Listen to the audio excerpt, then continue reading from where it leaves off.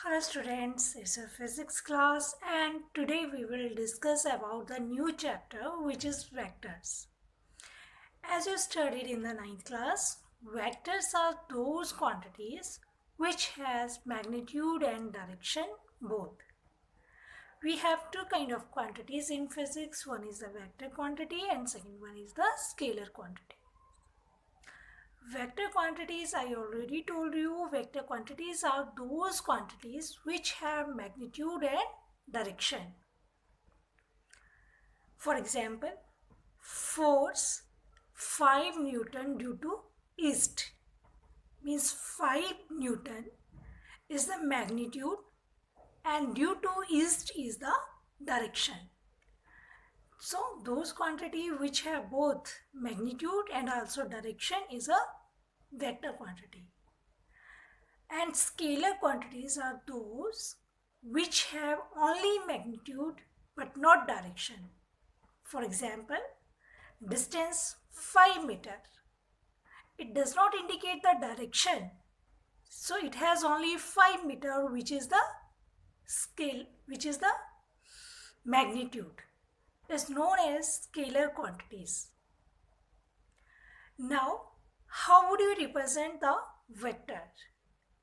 Vectors are represented by putting an arrow on the quantity. We have many types of the vectors are there. Polar vector, axial vector, negative vectors, equal vector, coinitial vector, unit vectors, orthogonal vectors, displacement vector, position vector. Today we have to define all of these vectors, right? Let's start. Representation of a vector. A vector is represented by putting the arrow on the head of the quantity. Types of vector: polar vector and axial vector. Polar vectors are those vectors which have the starting point or the point of application. For example, displacement, velocity, force, linear momentum. For example, a vector starting from a point which have the starting point is known as polar vectors, right? Second is axial vectors. Those vectors which represent rotational effect and acts along the axis of rotation. For example, we have this is the axis of the rotation and the vector having the rotational effect. These are known as axial vector. For example, angular momentum, torque, angular velocities, angular accelerations are the axial vector. I am repeating, those vectors which represent rotational effect and acts along the axis of rotation. The direction of the axial vector is determined by the right hand thumb rule.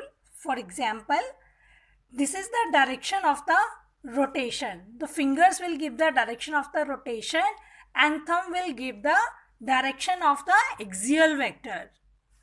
Now, importance of the vectors. Some laws of physics can be expressed in the compact form by the use of concept of vectors. Means हम shortcut तरीके से भी लिख सकते हैं कुछ quantities को with the help of vectors. Second, derivation involve many laws of physics can be simplified by using the concept of vector. In the physics जब हम derivations करते हैं तो कुछ चीज़ों को रिड्यूस किया जाता है, कुछ जो हमारे पास रिजल्ट आता है उसको वेक्टर फॉर्म में लिखा जाता है. ठीक है,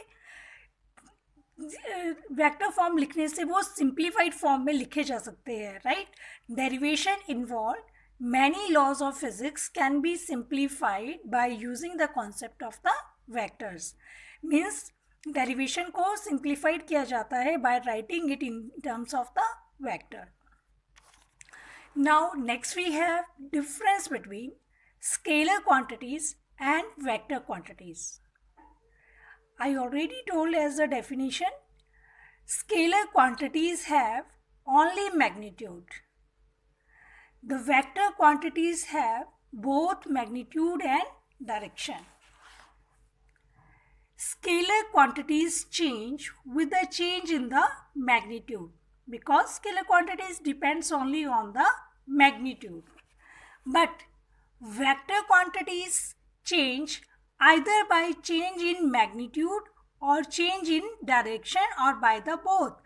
For example, if you have a quantity 5 Newton due to east, if you change 5 to 4, then the vector quantity will change. If you change due to east in place of due to east is changed by due to west, then the vector quantity is also changed. If we change both the magnitude and the direction, then the vector quantity is again changed. Next we have scalar quantities. Scalar quantities can be added, subtracted by the simple algebra, while vector quantities cannot be added or subtracted by the simple method. For the addition and subtraction of the vector, we have some laws, right? They cannot be added or subtracted by the simple algebra. Scalar quantities are represented ordinary letter, while vector quantities are represented by putting the arrow on them, right? This is the difference between the scalar quantity and the vector quantity. First one is scalar quantity have only magnitude. Second one, scalar quantities can be changed by the change in the magnitude. Scalar quantities can be added, subtracted by the simple algebra, and scalar quantities are represented by the simple letter. While in vector quantities, the vector quantity have both magnitude and direction. The quantities can be changed by changing the magnitude, by changing the direction, or by changing both. Next, they cannot be added or subtracted by the simple algebraic method, but they have the laws for the addition and the subtraction. Next, represented by having an arrow on them. Now we have some definitions of the vector algebra. First one is equal vectors. Two vectors are said to be equal if they have equal magnitude and same direction. For example, A and B are the two vectors. Their magnitude, the tail, this is the tail of the arrow which represent the magnitude, and the arrow will give the direction. So A and B both represent the same magnitude and both have the same direction. So these two are the equal vectors, right?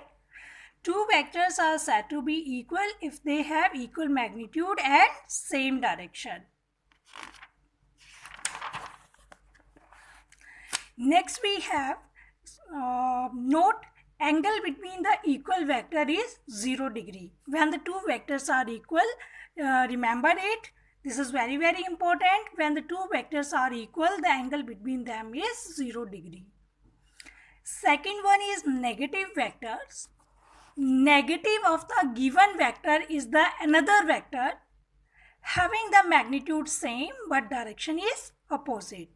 For example, A is a given vector. Its negative vector whose magnitude is same but direction is opposite. So B is the negative vector of the A. A is a given vector and B is the negative vector of the A. The angle between the negative vector is 180 degree or pi radian. Third, modulus of vector. The magnitude of the given vector is called modulus of the vector. Whenever you find the magnitude of the vector, then it will be a modulus of the vector. Next, co-initial vector. Co means same, initial means starting. If the vector have the same initial point, are known as co-initial vector. For example, A vector starting from the O B vector also starting from O, C vector also started from O, and D vector also starting from the O. So all these have the same starting point, and these are known as co-initial vector. Next we have collinear vectors. The vector having equal and unequal magnitude but acting along the parallel straight line are called collinear vector. Right? Those vectors which can be in the same direction or can be in the opposite direction, can have the equal and unequal magnitude, are known as collinear vectors. For example, A and B are in the same direction. A and B are the parallel vectors. A and B are the anti-parallel vectors. All these vectors are the collinear vector. The angle between the collinear vector is 0 degree or 180 degree. Next we have coplanar vector. The vector which acts in the same plane are called coplanar vectors. Right? The vector which acts in the same plane are known as coplanar vector. For example, this all lies in the same plane. This is the A vector, this is B vector, this is C vector. Next we have localized vector or fixed vector. The vector whose initial and starting point is fixed is called localized vector. Right? A vector whose initial and the starting point is fixed is called localized vector. Non-localized vector, the vector whose initial point is not fixed, is called non-localized vector. Next we have unit vector, which is the very important. A vector whose magnitude is 1 or unit and direction is same as that of the given vector is known as unit vector. A unit vector is represented by putting a cap on the letter. A unit vector is also defined as a vector divided by its magnitude. Magnitude is written by the modular sign and the arrow on the letter. So, unit vector is equal to a vector divided by its magnitude. Next we have orthogonal unit vectors. The unit vectors along the x-axis, y-axis and z-axis are I, j and k. These vectors are mutually perpendicular to each other. That is, orthogonal vectors are those vectors which are mutually perpendicular to each other. And these are represented as I unit vector, j unit vector and k unit vector. Next we have position vectors. Position vector, to draw a position vector, we have to take a plane, x-axis and y-axis. O is the horizon. A vector drawn from the horizon to a point P is known as position vector. Let R represent a position vector. OP is equal to R vector. Now, what is the importance of the position vector? It determines the starting point of the object from the horizon. Second, it determines the direction of the position of the object with respect to the horizon. Right? A vector drawn from the horizon to a point is known as position vector. Next, displacement vector. Displacement vector is an object. Displacement vector of an object is the line segment from the initial point to the final point of the object.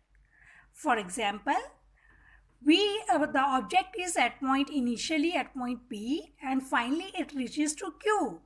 So, a vector drawn from the P to Q is known as displacement vector, where OP and OQ are the position vectors, right?